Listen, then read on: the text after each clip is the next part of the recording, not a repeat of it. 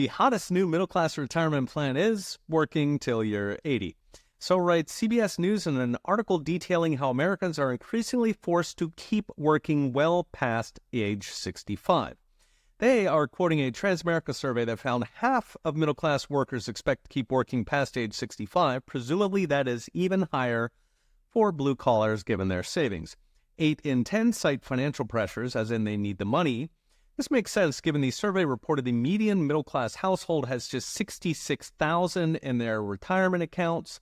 For a sense of scale, Northwestern Mutual recommends $1.5 million for a comfortable retirement, not $66,000. Meanwhile, another recent survey by Motley Fool found that 44%, so nearly half, of retired Americans are considering going back to work because they need the money. The Fool blames, quote, chronic inflation, specifically that seniors say Social Security benefits are not keeping up with inflation.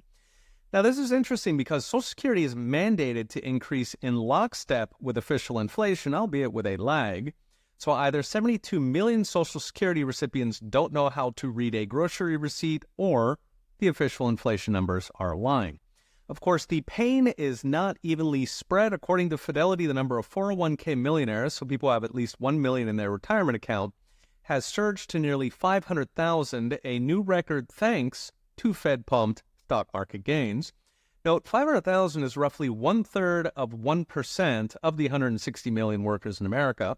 For the other 99.7%, it is back to the salt mine. So what went wrong? Interestingly enough, the percent of working seniors was actually decreasing. It was getting better decade by decade up until the year 2000. Since then, it has nearly doubled, and it's rising faster now.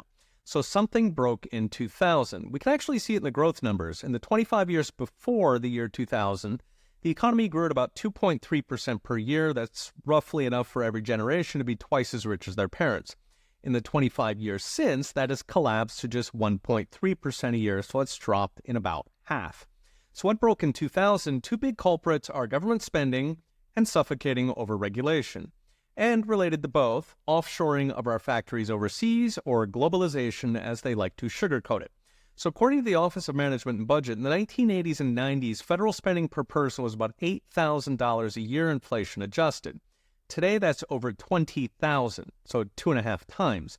Regulations are even worse, as big corporations went on a regulation buying spree in the 80s and 90s, taking the Federal Register from just 18,000 pages in 1996 to 90,402 pages of federal rules, each one lovingly written by a corporate donor, waving a checkbook fat enough to keep senators' mistresses in finery. So if you put the taxes and the regulations together, companies fled, taking their factories overseas to survive. Many simply closed shop, one more statistic in the Rust Belt. So what's next? Brought to you by Unchained.com. We are in a tailspin as a country, doped with the morphine of $50 trillion of unsustainable debt. The only way out, absent massive default, is massive downsizing of government to take the boot off the neck of producers and manufacturers, and perhaps even grow our way out of the debt. Until then, working at 75 is the new normal.